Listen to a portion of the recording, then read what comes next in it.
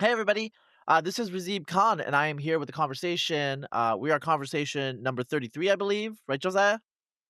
That's right. All right. That's a So I It's not propitious really number. 33. It's Yeah. propitious number. Is The it? age yeah, that might have, Christ was maybe have the crucified. okay. Also, like that wasn't there the age that like Caesar cried because he was older than That was Alexander and he hadn't 30. done anything? That was That was 30? yeah, 30. Okay. yeah. Okay. Well, just to introduce, doesn't really need an introduction, but just going to introduce here with Ross Douthat, columnist for the New York Times. He has a new book called Believe. He's had a bunch of different books, a lot of books actually. Just go to Amazon at this point because I was like looking at it. I was like, my first book that I read of yours was Grand New Party in 2006. But man, you're like a book machine. Which we hosted you here in Austin during the free press debate, and everyone was like amazed at like how you crank out the books. But and you're There cranking out the columns. You're a one man content machine. there first of all, they're short books and, just to encourage buyers, right? If you buy a book, you're not investing in some 700-page slog. I don't think I've ever written a book longer than, like, 275 pages. So Yeah. that's part of All right. So part of the yeah, churning is keep the arguments tight, keep them moving, right? Don't yeah. get don't Well, I get mean, bogged down. You can really also quickly. Yeah, yeah. I Go should on. say Go on. the latest one I listened to on audio version read by the author, and That's right. so you Always read your own books. yes. Well, I mean, you have a fantasy book that you're like releasing on a Substack, and we both subscribe to that. And I also listen to the audio version of that. So, that's another book You actually. guys you guys yeah, you guys are completists, and that one, yeah, I'm worried I'm gonna fall behind on the audio of that book. Just It yeah, it you know what though, you're never gonna be a George R. Martin, bro. You might not be Brandon Sanderson, but you're never gonna be a George R. Martin, so you're okay. okay, You that's just have fair. That I finished appreciate it. All right, so just really quickly, the privilege, Harvard and the education of the ruling class, 2005, Grand New Party, how Republicans win the working class and save the American dream, with Rehan Salam, 2008, Bad Religion, how we became a nation of heretics, 2012, to change the church, Pope Francis, the future of Catholicism, 2018, the Decadent Society, how we became the victims of our own success. That's 2021, or 2020. That actually came out right during the pandemic. You were doing your tour right before the pandemic. I remember that. That's right. The Deep Places, a memoir of illness and discovery. It's about Lyme disease. And now Believe, why everyone should be religious. So that's all the books. Check out the books, people. Believe is so I read it. It's short. It is concise. And I think one thing that I'm gonna say, like, you talked about the book. We're gonna go a little bit off the beaten path here, but just really quickly, I do want people to know um, this is not like I don't know, it's not like a book of like theological analysis. It's a very accessible book, the kind of arguments and discussions that let's just say like a college educated person should be able to have, but they haven't necessarily gone to seminary or they're not reading like objectivist atheist tracks because those types of arguments like, well, have you heard Norman Malcolm's ontological argument? Because that's just Right. so much better than St. Anselm's ontological argument. And those are discussions that certain virgins will have. We will not have that discussion. I have read Norman Malcolm's ontological argument. Not gonna lie, I was a virgin at one point. I'm not anymore, so I haven't read it since I was about like 19. Okay, but Let's just say there's a reason that theological disputation is historically carried on by, vowed celibates in my and Josiah's religious tradition, right? There's well, good yeah. reason I for mean, that. all right. Here's like I'm not religious. Like I'm the atheist here. I've never really been religious. I'm like my soul is dead. But I do have to say, like sometimes I hear like some theological prattle going on, and I'll be like, son, what the hell? I mean, it's just like there are all these religious people out there. They don't know what the hell you're talking about. Like, just shut up. You know what I'm saying? Like, maybe it's like important for you, and I understand for like the religious professionals. But I do think one thing that a lot of atheists of my bent, like hyper analytical kind of types, growing up, since we don't have the spiritual, emotional, communal connection to religion, we do hyperfixate on the analytical rationalist part, and we think reading Aquinas is like we get you now, you know. And it's like, I mean, ultimately, as I grown up and like matured, I do think that that is a slice. I'm not saying it's not a valid way to understand religion, but it's like a very small slice, and you really miss the forest from the trees if you focus on like this hyper analytical rationalist stuff where it's like how many angels are on the pins of on the pin of a head of a needle and those sorts of things. So that's Yeah, I that's think my so. I think that's right, but I mean, and to your very kind description of the book, right? I think there's a middle zone between the people who say, "Oh, religion, it's just about practice. Orthodoxy doesn't really matter. It's just orthopraxy. Religion is just what you do." And there are some theologians speculating over there, but to understand, Catholicism, you just need to, watch people at mass and sort of think of it as a culture, not as a set of precepts. And I think that's overdrawn. I Yeah. think that most people who are practicing a religion seriously don't necessarily have a fully figured out theory of, the absolute and ineffable nature of God, and are not, are not reading Duns Scotus, right, on the side, and sort of arguing about voluntarism and, whatever else, right? Like, I encountered someone on probably it was a Substack somewhere that I was reading at random, who was talking about their relationship to Catholicism, and they said, they had become Catholic or had been about to become Catholic, and decided not to because they decided that Catholicism was wrong about, I think it was the impassibility of God, like the question of whether God can suffer. I don't remember, but it was something like that, right? Some, important but ultimately quite abstract theological point. And I was like, well, that's not normal, right? This is not how normal people approach religion. But I do think normal people want some kind of analytic framework for understanding why it would make sense to be religious. And I think this is why, the new atheists a la Dawkins were fairly successful, right? Like by attacking not the highest level of Christian theology or whatever, but by attacking sort of folk rationality, right? Being like, look, you have this sort of rational conception of who God is, and I'm going to point out holes in it and so on. And then the religious believers would sort of retreat and say, oh, well, you've attacked our, folk precepts, but have you considered, you know, Augustine on this, or hyper sophisticated theology? And I think that's too much of a retreat. I think the believer has to be able to engage again, not at the hyper sophisticated level all the time, but at a kind of like, does this make sense kind of way, Mhm. and not just say, "Oh, bro, you gotta come pray with us, and then you'll understand." And there's also a tendency too, in the kind of Jordan Peterson era, right, for people to say, "Oh, Western civilization, it's too hyper rationalist. It's the left brain that's hyper rationalist. Is that right? And the right Yeah, brain that's a that's." yeah, yeah. That's Yes. not even true, but, like, that's I what know, but that's people the say. cliche, right? So it's like, oh, Yeah, it's yeah, too yeah. left-brained, and we need to activate the right brain and become mystics again. And I think there's some truth to that. I'm into mysticism and enchantment to some degree, but I think it's okay for left-brained people to say, "Hey, I'd still like an argument here," and that's sort of what I'm trying to supply. Josiah. Yeah, I think that's right, and I would also add that, one of the ways that people become interested in religion. I mean, a lot of people, it's something that they were brought up with. Some people, it's not something they were brought up with, but even if you're brought up with it, it can become a kind of like thoughtless routine type of thing. And one of the things that I think does get people kind of more interested in religious topics is this question of like, well, what does it all mean? What are we doing here? Whether it's, some crisis in their life, or, you know, just thoughtful moments, right?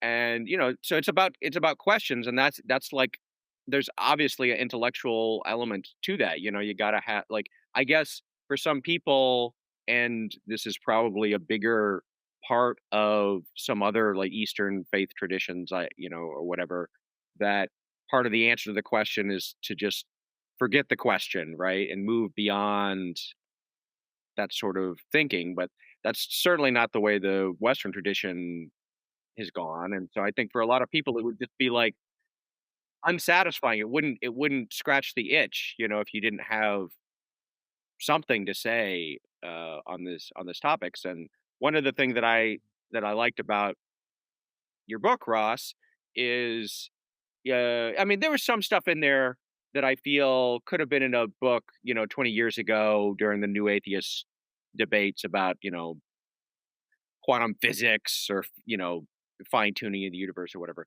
But a lot of the stuff is actually, I think, new. It's more attuned to America now, which is more interested in, uh, you know, spiritual but not religious. There's a greater fraction of like people who describe themselves as spiritual, not religious, or who are interested in like non-mainstream topics, whether it's near-death experiences or faith healings, all sorts of stuff that you would not expect to be in like a standard respectable, new atheist critique from 20 years ago. So I thought that was, to me, that was like the most interesting parts of the book, I would say. Yeah, I think the new atheists sort of took it for granted that they could just sort of sweep away, like, sort of arguments from mysticism, arguments from religious experience, right? And I don't yeah, I obviously don't think that's right. But yeah, I mean the book is trying to put together a sort of mixture of somewhat evergreen, though there are some sort of,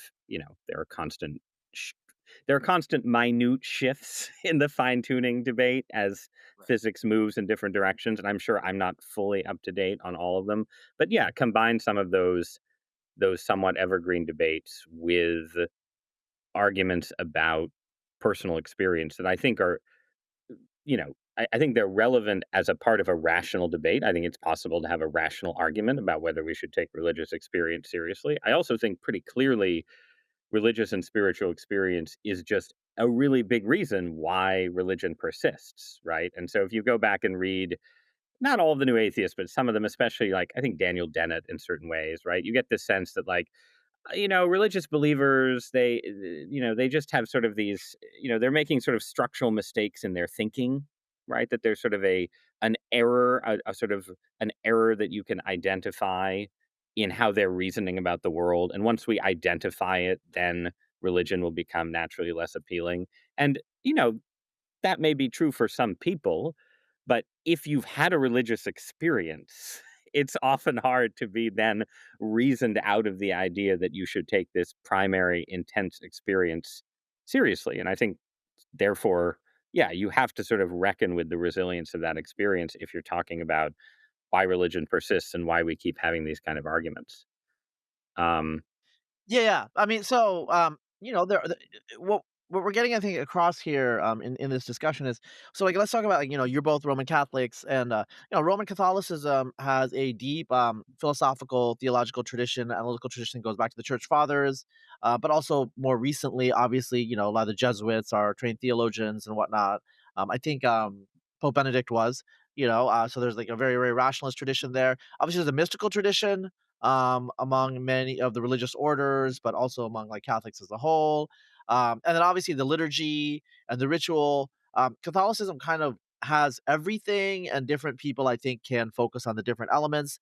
I think one thing in America that we have is like low church Protestantism, which to some extent, like say the Pentecostal variants, can be theology poor, kind of underdeveloped theology. They're like nominally orthodox, but it's not like hyper emphasized in terms of like their religious practice, and so they can be a little woolly on the details. Then there are people like I've talked to Lyman Stone. He's a Lutheran. I think he converted from like Methodism or something, but he's a Lutheran. I think he's Missouri Synod Lutheran, and he's very honest that he's not spiritual at all, like, he's kinda, like, dead to that sort of stuff. He's a hyper analytical Christian, yep. and, some of his, some of his, like, ticks online, like, I mean, in some ways, and, like, Lyman and I have talked about this, in some ways, he's more like a new atheist, except he just happens to believe that the rational, series of propositions leads to God, and I've met people like that, and so I think we need to, like, differentiate the different types of people. If you meet an atheist that's never had a spiritual experience, I haven't.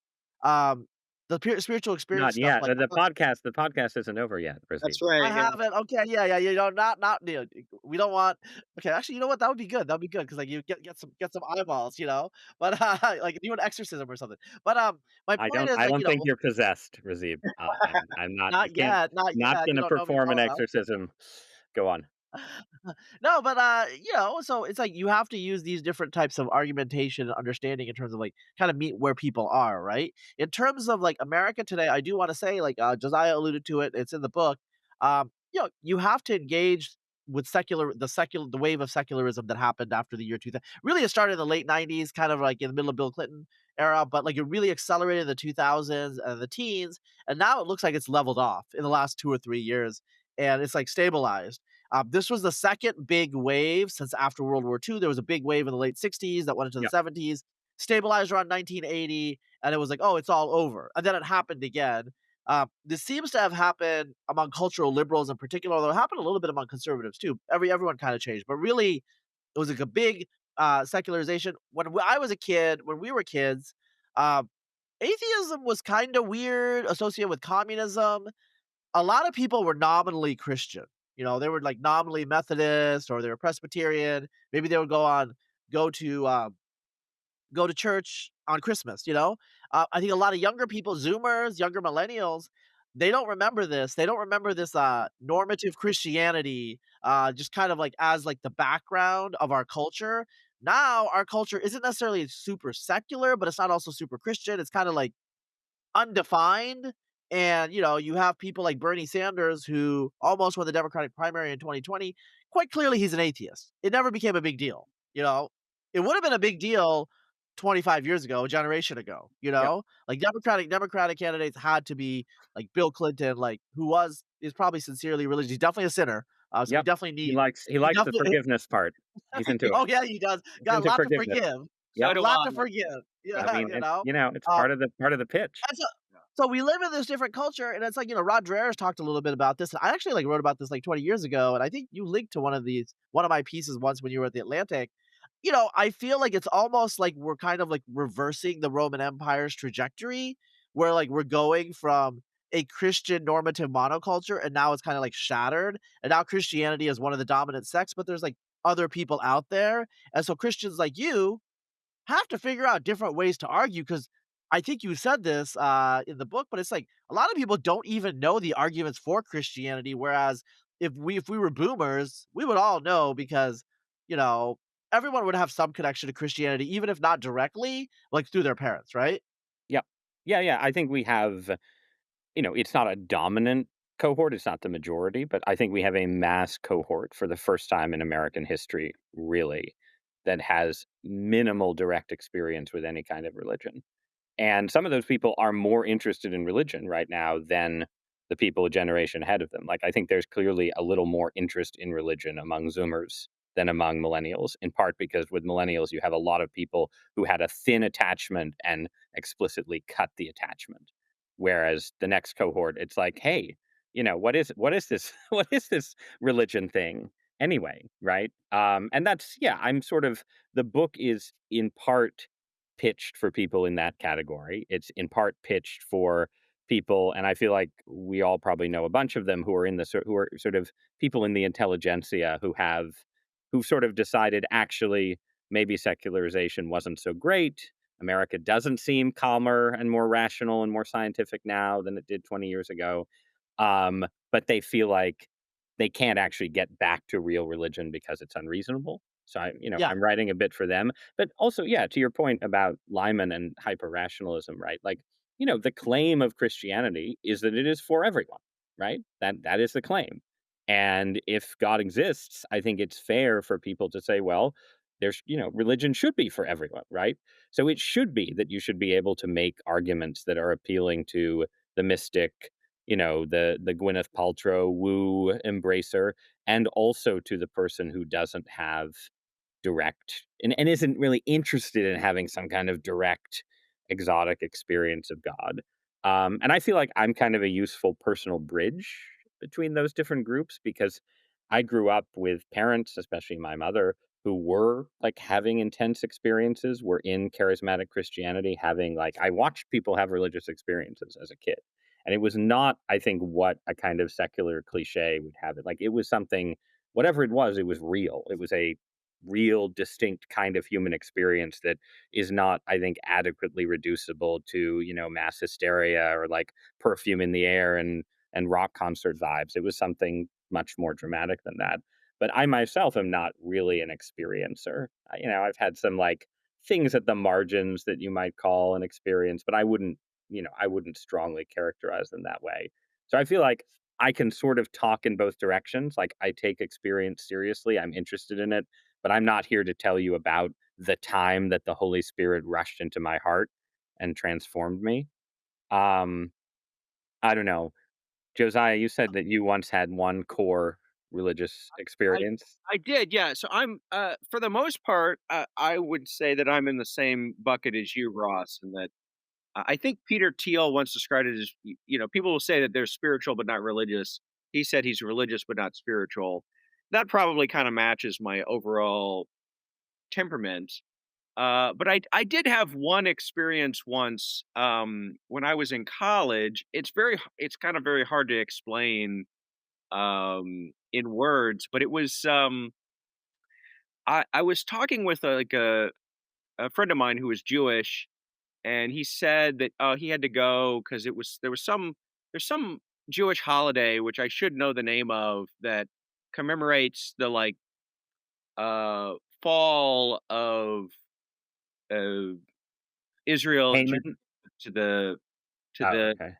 to the Babylonians, when Israel was, like, overwhelmed, and they were all carried off into the exile. This is what Lamentations is about, the book Right. of Lamentations. So, anyway, so I was like, "Okay, well, that's interesting. I'll read Lamentations." So I read Lamentations, and while I was doing that, I had, like, I mean, it wasn't like I it sort of felt like I left my body a little bit, but it was more like kind of like a inrushing presence, and I could kinda see, like, broader anyway, it was weird, I don't know, Yep. and the particularly weird, thing about it is that, um, the the message that I feel like I received from that, experience was that I needed to go to law school, uh, which I've told friends about this in the past, and they said, "Wait, if you were." Are you sure that wasn't Satan? Yeah, right. Yeah, this is not a maybe it was a supernatural power, but I don't think it was it. But anyway, yeah. So I was not. I had been planning to go to grad school, which would not have been, in retrospect, a bad idea, probably for lots of reasons. But yeah, the day after that, I was like, well, okay, I signed up for the LSAT, and I still don't entirely know why God wanted me to do that. Although there's other things in my life that That are have like, followed from that, right? right, yeah, Like, yeah. are you satisfied with the decision to go to law school? Yes, I mean, my Yeah, life well, turned out very good, yes, so so there you go. It's right, good that you yeah, listened. that's right, yeah, it is very good that I listened, But so that I mean, yeah, so that was not like I didn't levitate, or, right. uh, breathe fire. I wasn't cured of cancer or anything, Right, so you had a mixture of I mean, I think it's actually, not to be too much of a nerd, right? But I yeah, think it's useful to kind of categorize religious experiences, and you had kind of a mixture of what you might call like type 1 and type 2. If type 1 religious experience is just it's sort of a personal experience where either like your sense of boundaries sort of dissolves and you feel like one with the universe, or you feel a sense of like sort of almost the personal sufficiency of the soul, like your own immortality in some way. yeah, And then type 2 is like something from outside coming in, right? right, So it sounds like you were sort of blending those 2 perhaps a little bit, yeah, a little bit, yeah. I mean, just to be, confessional, I've done the because I was, raised evangelical and people do this all the time. I've done the like browse in scripture thing, which is, of course, like terrible. You're just like tempting the Lord your God. You're like, I'm not reading the Bible. I'm just opening it at random and, asking Augustine did it, right, Augustine, right. Yeah. I mean, no, but Augustine was a much more prayerful man right, yeah, than I right, am. I'm gonna be honest, like, I'm not doing this in, like when I've done it, it hasn't been in a spirit of, I'm gonna spend the day, like, fasting and praying and sort of prepping to try and receive a revelation. It's more like, "Man, I'm really stuck on this important life decision. Let's have prayer and open the Bible." I wouldn't say I've gotten consistent revelations. There was one important occurrence that I will not elaborate because it's too personal, where it did really feel like there was some kind of incredible relevance to the passage that I opened to. But, the good atheist would say, look, it's the law of large numbers. If you do this, 5 times, you should get, statistically you can get one where it's like weirdly creepily apt for your situation. The Bible's a big book. It's a lot of interpretation. could have been Um, said, like, Samson slew however many Philistines or something, and then Yeah, What's I your mean, take? it was a specific name. It was like the name of the person in a story in the Bible that I had not been familiar with, which was unusual. Anyway, I wanna not I know you guys are notionally interviewing me, but I wanna talk to Razib as the atheist because Yes. I'm curious. One thing that struck me, so that because I've done a lot of these conversations is, I in the book, I sort of present a kind of converging lines of evidence argument, right? So, you've got sort of your rationalist, like, look, the universe seems to be designed in these ways, consciousness seems to map onto the universe, and then you've got your sort of personal mystical experience arguments, and and then there's other arguments as well.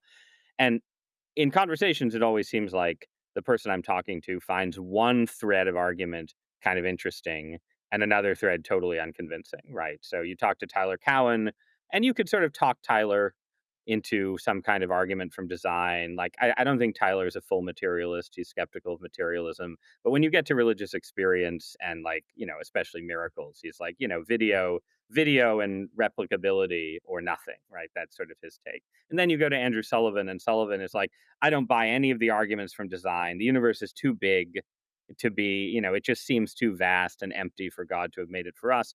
But personal experience is like the foundation of Andrew's faith.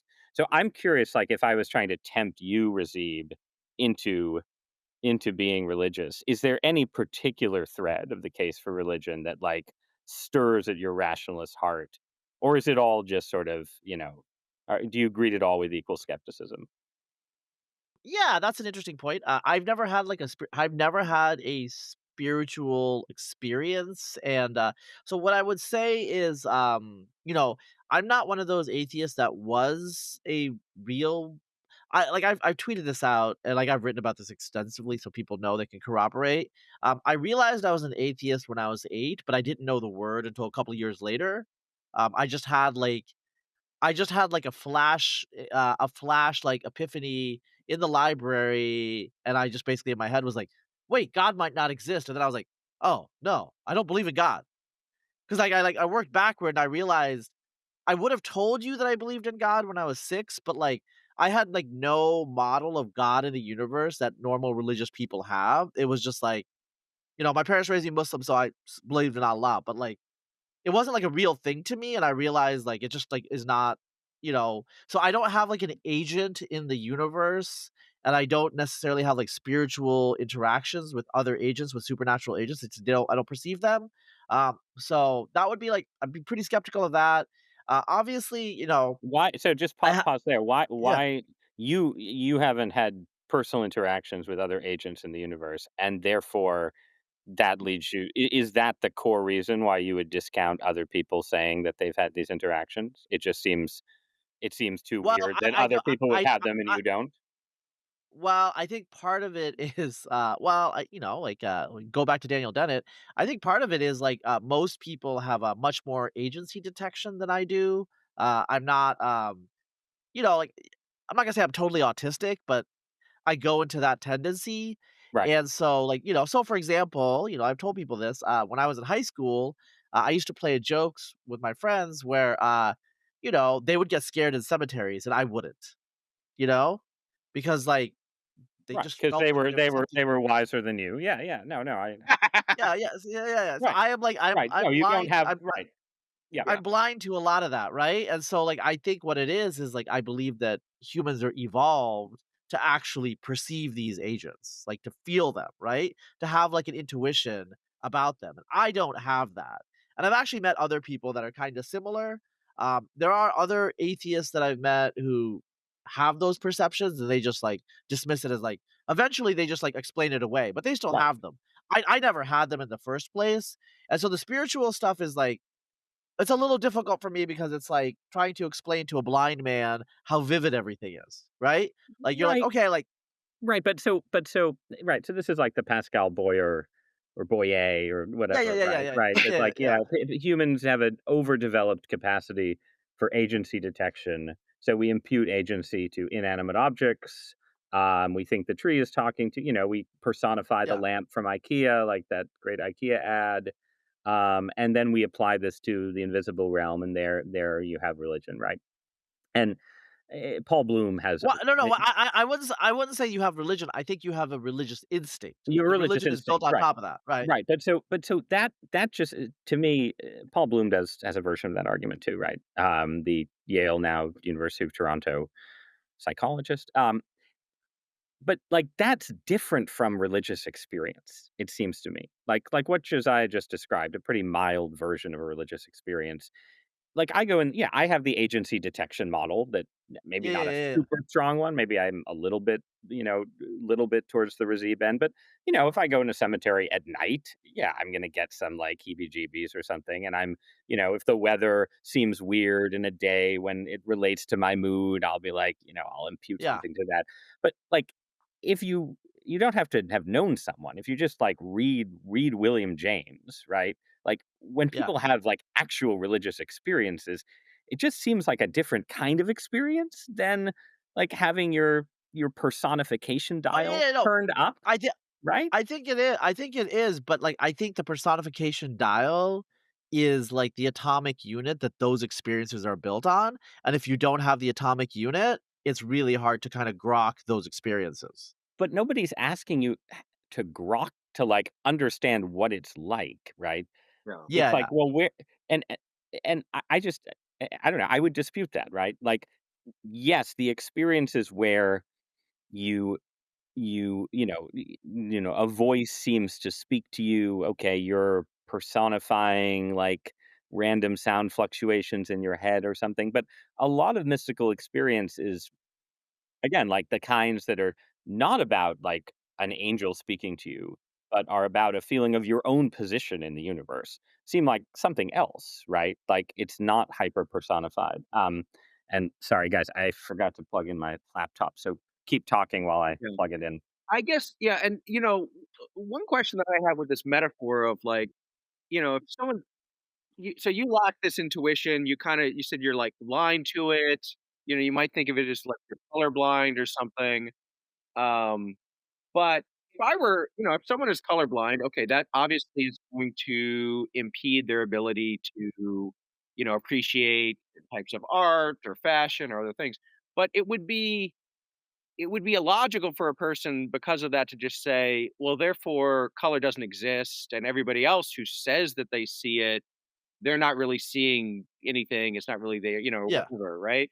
So, obviously, that would be it's I do think it does seem like there are some people who just kinda lack this, uh, religious sense or susceptibility to, like, religious frames of mind to more or greater extent, and that's like a I would call it like a kinda handicap, you know?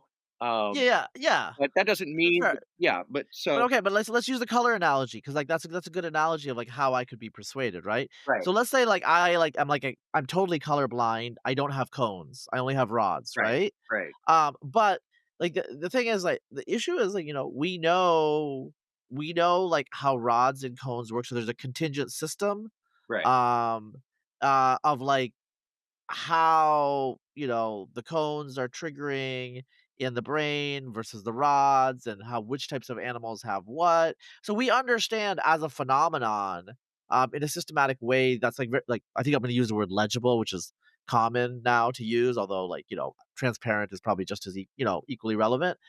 So I can understand how color blindness works with spirituality. Like maybe I haven't read the right things, but yeah. I can't really understand how it works aside from what I'm describing, not, as opposed like, I think what I'm describing in terms of, like, the psychological naturalistic explanation is more plausible to me as a system for explanation than what you're describing right now. Does that make sense? It does, but I don't think I just don't think there is actually a clear mechanism for how you get from the experience I have seeing something in the world and over personifying it to the even just the mild experience Josiah had. Like, is Josiah over personifying the Book of Lamentations? Like, what is he doing? Yeah, I mean, What is he doing? Because the okay, thing like, with religious experience is it is an actual so experience. It's not something you it is, it think, is. right? It is, Right? and the way I would say it is like, the way I would explain it, or the way I would explain it to myself is it's not just perception. It's also there's like an analytic aspect, there's also a strong emotional aspect a lot of the time.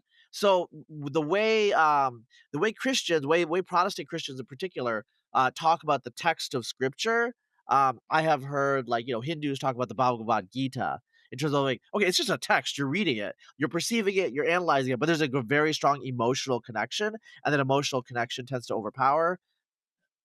I mean, I don't wanna, like, divulge too Yeah, much personal information, but I'm not a very emotional person as well. Um, Josiah knows except this, you except know? when you're reading a Ross Douthat column, and then That's the right. tears flow down your Okay. cheeks at the beauty, the limpid beauty.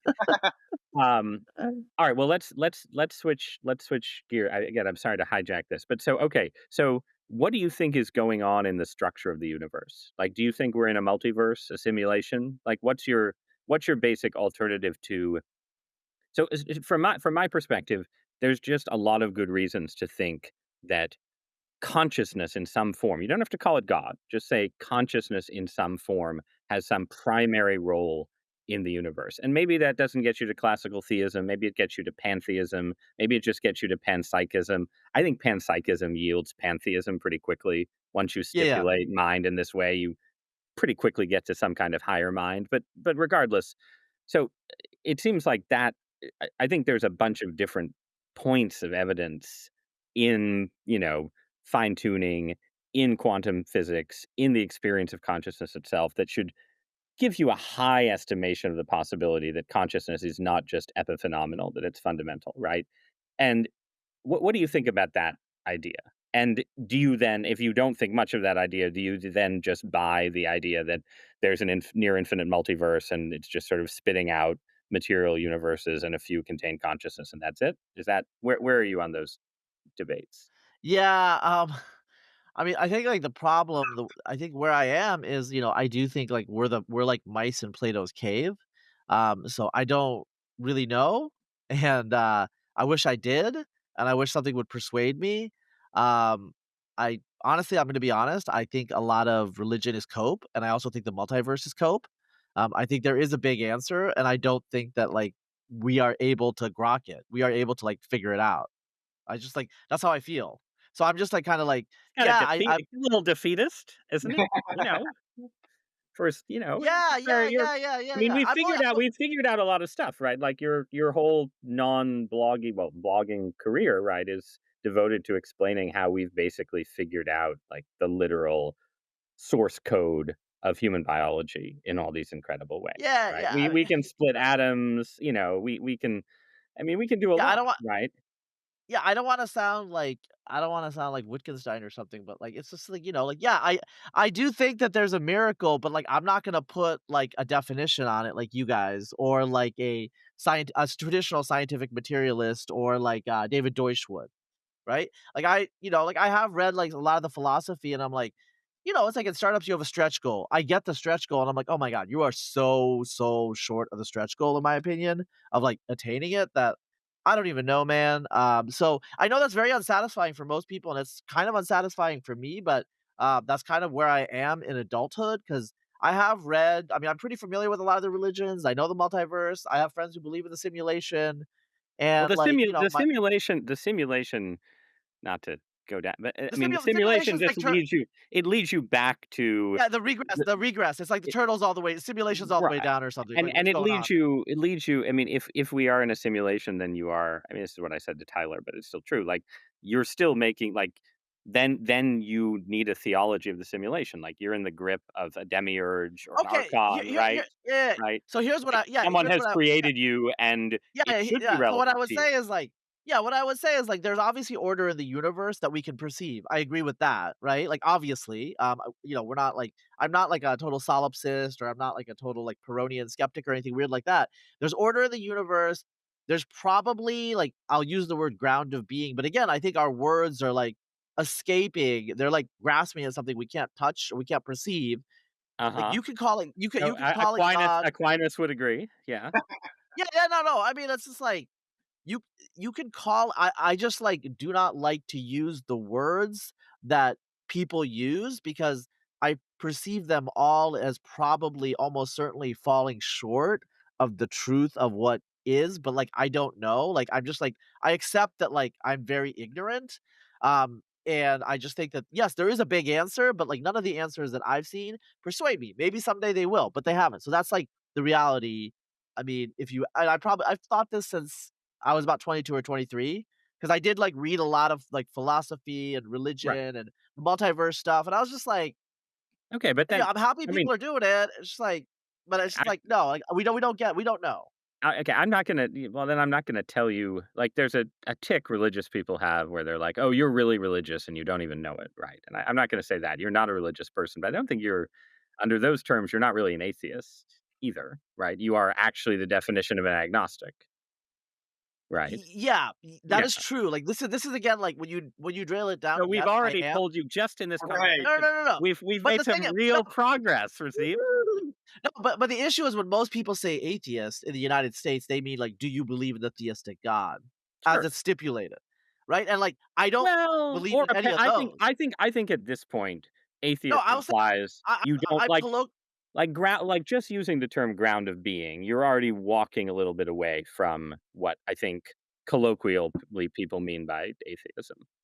I think people use atheism, especially now, like maybe 20 years ago when, as you said, the culture was more residually Christian, atheism just meant like not believing in the Judeo-Christian God. I think now the atheism means, you're a materialist, right? It's all, matter all the way down, everything else Yeah, is okay, okay, effective well, nominal. okay, so but here's the issue, it's like, this is what I'm saying, proximately, and I think we all are in some levels, it's just about, like, what remove.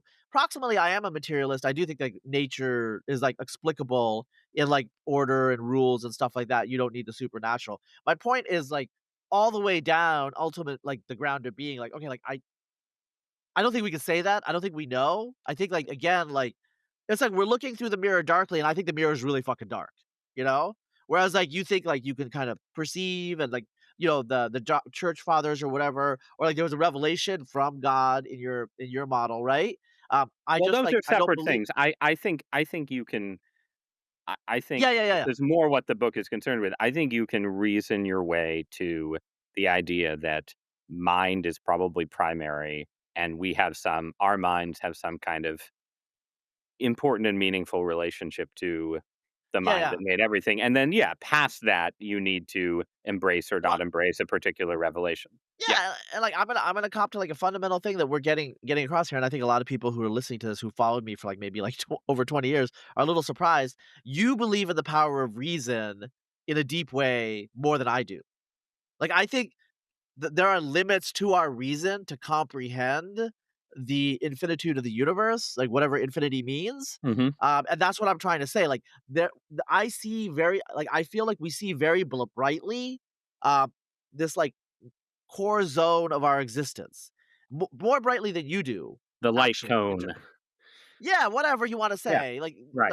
but then, like, outside of that, you think you have an understanding of that, that for me, it's total blackness. Does that analogy make sense? Yeah, I mean, I think reason can only give you a very basic understanding of what's outside the light cone, or it can only say, again, things like I just said, that there's probably intentionality. Our minds are probably related to the primary intentionality, and we should try and therefore, do things that our ancestors and all human cultures have done to try and get in touch with and align ourselves with whatever the cosmic purpose may be. I think it's really hard to reason to what that purpose actually is, and that's where experience, both religious experience, cultural experience, and revelation become important. Um, Yeah. but the idea that, yeah, I think the idea that there is intention and purpose seems, again, not it's not like I don't think there's an argument, people like the term defeating, right? I don't think the arguments in my book defeat the atheist materialist to, some 99.99 percentile level. But I think they're much more likely than the atheist materialist conception to be true, and that much more likely takes you, well past Pascal's wager into a zone where going to church makes sense. Yeah, yeah, and also, like, I'm not one of those people who's, like, very evangelical about my atheism. Like, I just, like, I own what I believe. But like I think other people, it's fine. I think that there's actual social utility to religion, et cetera, et cetera. I think we've done the experiment. I mean, you were very explicit in the book and like in your podcast and stuff. Like Richard Dawkins in 2006, like, what if there was no religion? And I'm like, well, Yeah. What indeed? what Yeah.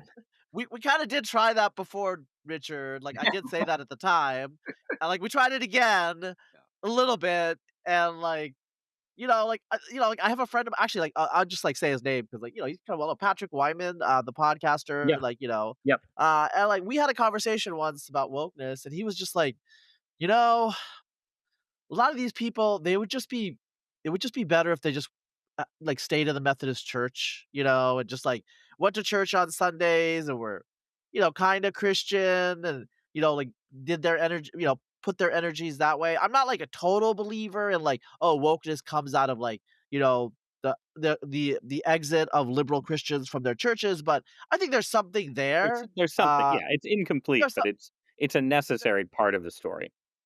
there's something there because like, when one thing that I've noticed is like, like among the atheists, there are people like me who are not super militant and like we never became woke either.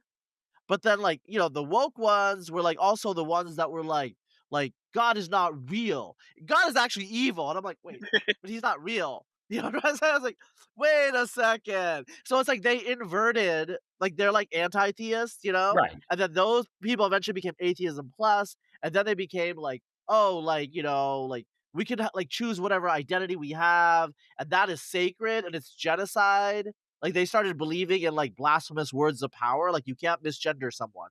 That's genocide. Again, like, that's, like, straight out of, like, common religious cultural playbooks of, like, taboo words and things like that. So it's like, they're like, "Oh, like, we're, like, all rational and reasonable," and then they just, like, got it all back through the back door without, like, the Right. traditional Right. religion. Well, right. A certain kind part of the new atheism was a kind of liberal moral protest against the Judeo-Christian God, trying to use some elements of Judeo-Christian morality against God, saying you're not living up to your own standards in these various ways, right? I mean, Hitchens was semi-explicit about this when he would talk about, God as like a North Korean dictator, right? Like even if there was a God, Hitchens wanted to be in rebellion against him. And so then, yeah, then it's not surprising that those rebels would then try and reconstitute a kind of moralistic vision because moralism was part of their complaint against God in the first place. Yeah, yeah, yeah, yeah, yeah, yeah. Yeah, and so, again, like, there's different types of religious people, there's different types of irreligious people. One of the things that I think you've, like, talked about is, like, the rise of spirituality. I mean, honestly, I'm not saying, like, spiritual people annoy me, but it's like I literally cannot, like, understand what the hell they're saying, at least, like, when you're saying, "Well, there's a triune God," and I'm just like, "Well, are you sure Athanasius is" like, I actually have a response, Right. whereas, like, spiritual people are like, "Can't you just feel the vibes?" I'm like, "No." Is what, So I was like, for me, like, I actually, and I'm more on the conservative side, so I think like social order and structure is important. So I actually like really strongly believe like if I had to pick between the two, like society should be religious and not spiritual because spiritual people start to do crazy things. And like, you have like bacchanalias and Right. what I'm saying? Like I all of think like the yeah, the drugs and vibes God and sex. Yeah. yeah, the vibes seem to me to give way pretty quickly to a search for like something more concrete, and that something is, it's like the spirit guide you meet while taking ayahuasca. It's yeah, it's like some kind, the weird rationalist cults of Silicon Valley, like the, UFOs, right? Like it's hard to stay in the vibes for all that long. If you don't want the high God, if you don't want Yahweh, you're going to start looking for the small g gods, which Well, goes to your point earlier about repaganization. Like America is in this weird place where we haven't like fully repaganized at all, and you would need something much weirder to happen to get to a point where the pagan tendency became in any way institutionalized, right? yes, yes. We're along like Christianity under again, unless the UFOs come down, right? Or the AI God reveals itself. Pending that, Christianity is gonna remain the main institutional expression of religion in America, and then you have these individualist tendencies that are pagan, but not, like, formalized, Yeah, yeah, even yeah, yeah, yeah, except yeah. for, like, the I mean, Wiccans, but yeah. yeah, we could call them like heathenry or something. It's like there's like a basal Heathen religious. is a great word, actually. Yeah, but it's just like because like pagan is like a used word that's used by people that are like Wicca or Asatru or something like that, but they don't like to call themselves heathen, right? Because that's just like kind of generic and pejorative. But really, it's just like if you're ignorant and like okay, so I've told this story before. Like I did a minor in like history in college, and it was actually like mostly German stuff. And so there was in Eastern Germany, in Prussia, in old Prussia actually. Uh, so this is when the Lutheran Church was basically a bureaucratic. It was an administrative system where they would assign ministers, the state would pay for it. Prussia would pay, right? There was a mix up. And there was a couple of villages in this isolated area of old Prussia that did not have a pastor for a generation. And, like, some accountant or someone did the audit was like, "What? Wait, what? We gotta send a minister." The minister shows up, and, like, all the people in the village are like, "Oh, like, we haven't had a pastor for so long. It's great. You could teach us about you could, like, like, baptize our kids and everything like that." And they're like, "Okay." Like, and so the pastor's like, "So what were you guys doing?" They were explaining how, well, so apparently, at the end of, like, the summer, they would kill a bull and bury the bull so there was a good harvest. Right. And, like, But and the pastor was like, this isn't a universal human tendency, though. This is Germany, man. Right. This is like okay, no, no, it's like this in Japan. literally, In Japan, yeah, when the priests went away, they yeah, persecuted the Tokugawas, persecuted Christianity, yeah, destroyed it. But the missionaries come back 300 years later, and the Japanese are still like doing Catholic things, right? So yeah. it really is a Germanic, like Nordic Well, thing to be okay, like, yeah, the priests are gone. Right. Time Yeah. time to go back hard. no, but Go no, back but hard. the issue is, like, this is actually a Baltic practice that was, like, attested by the old like, the Lutherans didn't know at the time, but, like, the old missionaries, like, actually attested this, like, bull killing, practice, so someone remembered, Right. and so when the Lutherans disappeared, they're like, "Let's go kill the bull again," you Right. know? And, like, but the issue is they all still identified as Christian, but they didn't really know much about Christianity anymore, and they thought that this something had to do with, like, Jesus, and the pastor, like, it was a translation, but you can read the frustration, rage, and just, like, confusion as to what the hell is happening here. Because he didn't wanna, like, this is, like, the late Right. 1700s. You're not gonna burn down the village. But, like, he's trying to reason with these people. They're like, "Well, our parents said," and so my only point here is, like, yes, like, we have institutional religion, but it is dependent on a complex cultural system of, like, teaching and indoctrination and these stratifications and the priesthoods. Because like, when you let regular people, like, alone, like, they can get really weird quickly, as we know in the United States. Right. Yeah, I mean, you have Mexican religion, you could argue, exists in this dynamic constantly, right? Yeah, That all of the Santa Muerte stuff, like that there's, people will say, "Oh, well, Catholicism always sort of has pagan elements in it," and so on, but there's a lot of variation from place to place, and it does seem like in Mexico, you have this perpetual dynamic between frankly pagan folk religion that adopts some Catholic practices and actual Catholicism. And, you'll yeah. talk to like priests, who work in small Mexican towns. And, these are the things I'm interested in because I'm interested in the weird stuff, right? But they'll be like, yeah, I keep telling my parishioners not to, participate in the cult of the death demon. But they do, and then they come to me, they're like, "Father, I need an exorcism. Things didn't work out the way I expected," right? So like that, it's not just that institutional religion can decline and weird things can happen. It's that you can have sort of parallel religious, practices and impulses in the same culture, which is itself quite interesting. Um, Alright, so we got 5 minutes before you got a jet, so let me just ask you a question. yeah. So your whole I mean, basically your whole adult life, has seen the decline of the religion that you are an adherent of, Christianity, and even more specifically in the United States, Catholicism, right? Yep. And it looks like it has hit the bottom. Um, like, are you hopeful for stabilization? Or are you hopeful for I mean, I think you have said you are hopeful for a revival. Like, are you think you're gonna see it? What do you think? I mean, Yeah, I mean, I wouldn't have written the book if I wasn't somewhat hopeful. And I actually think for once I timed the book decently well. The Decadence book came out just as COVID was going to put an end to decadence, right? That wasn't great timing. Um, I think the way to look at it is that America is sort of considering. We're not having a religious revival. We're sort of considering whether to have one. So I'm trying to contribute to that consideration. I think if you just run current demographics forward, the kind of plateau of belief and practice we're in right now will yield a new decline just through cohort replacement, right? Because, you know, boomers and some silents are still alive. They're more religious than millennials. They'll die. Millennials will take their place. The country will sort of, you know, in a secular trend, just become a little more religious that way. So if you were just saying project based on current numbers, you would say we've still got some more decline ahead of us. So you need some actual turns, right? You need some That's true, that's true. you need people to convert.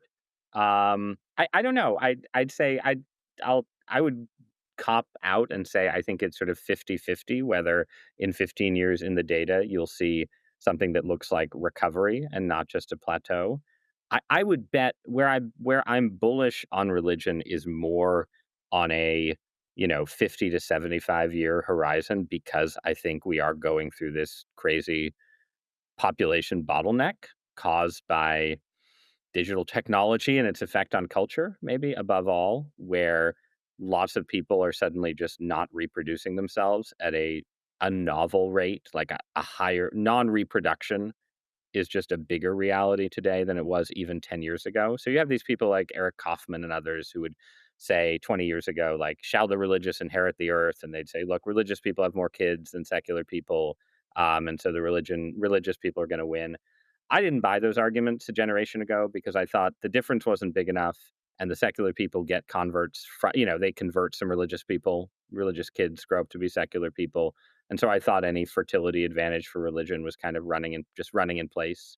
Um, but I don't know. I think there's going to be a complex set of phenomena where it just becomes apparent that religion and religious community is really important to the resilience of human beings in an age where we feel kind of ordinary life can feel kind of obsolete. I think AI will contribute to this too.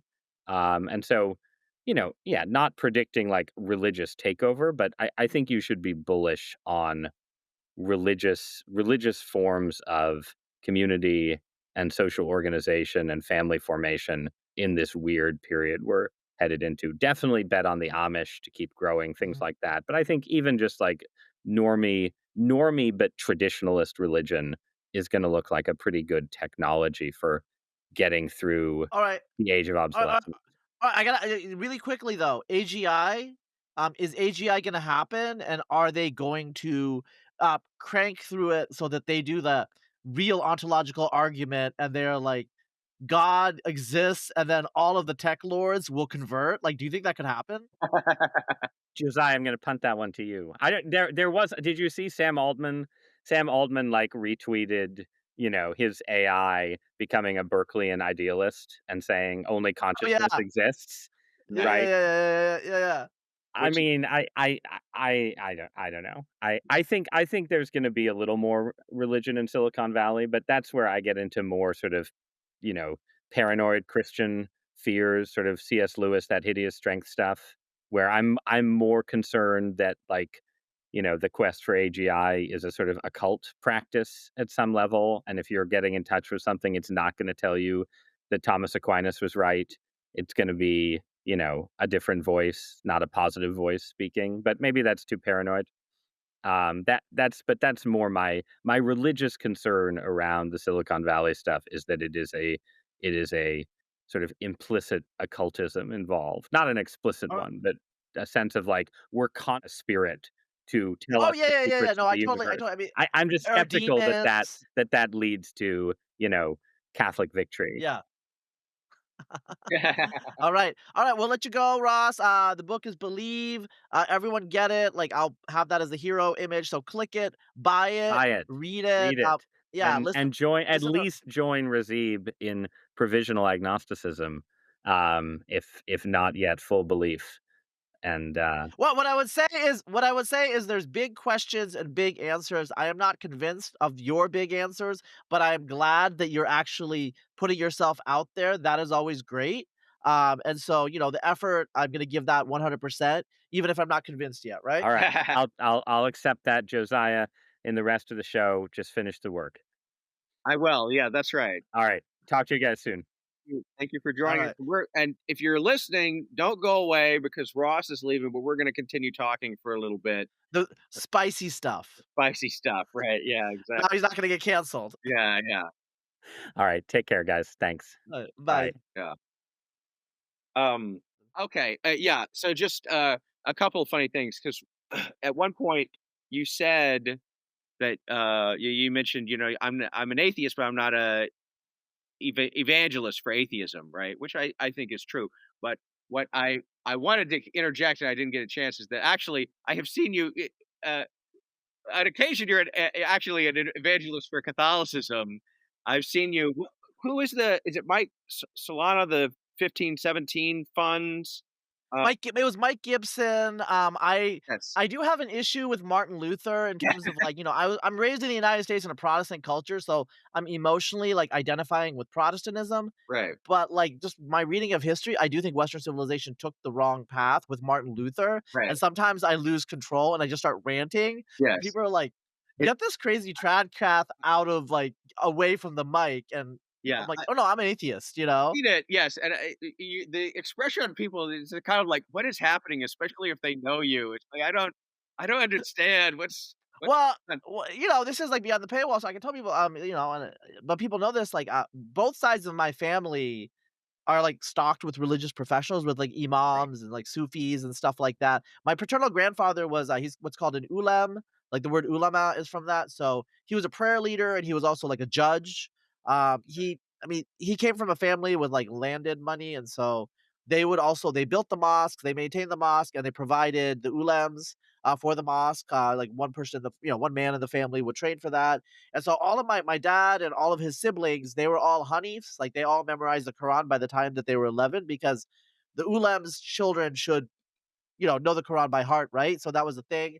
On my mom's side, her dad was a doctor, but her mom's dad, so like her maternal grandfather was like the grandson of a pretty famous Sufi saint in Bengal.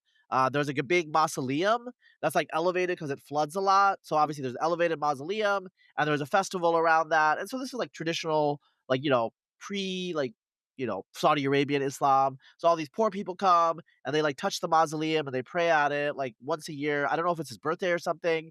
I was there when I was 4 years old. My grandmother took me, scared the crap out of me because like, there's, like, so many fucking poor people in Bangladesh, and, like, my family, like, the whole extended lineage descended from that guy. We buy a bunch of rice, and we, like, feed them, right? So we feed the pilgrims that come to our ancestor. I think he lived in, like, 1800 or something. It was, right before the British, and so, I have, like, a lot of, like, religion in my family officially, and, Josiah has seen it, like, It's in I the can blood. actually I can actually do pretty good preaching, and I don't know if, so I have a friend, she might be listening to this now. We were at a party and like, we met this young man, and he was like kind of like having like a crisis because he's a Christian, very wealthy as well. So like, God had blessed him. He was blessed with wealth, but he was not blessed with love. He was alone. Yeah. And there was like a little darkness in his soul because he was like kind of like opening up to me. Like I'm a Christian, like I followed God's path, and I've been blessed with wealth and career success, but I feel like there's like a deep poverty of the soul, because what really matters, in Christianity, and like, he was going, I was like, just be quiet, because it's not about you, it's not about what you choose. It's about what's written for you That's right. by God. Yeah. And there's already a plan, and you just need to trust in the plan that Right. is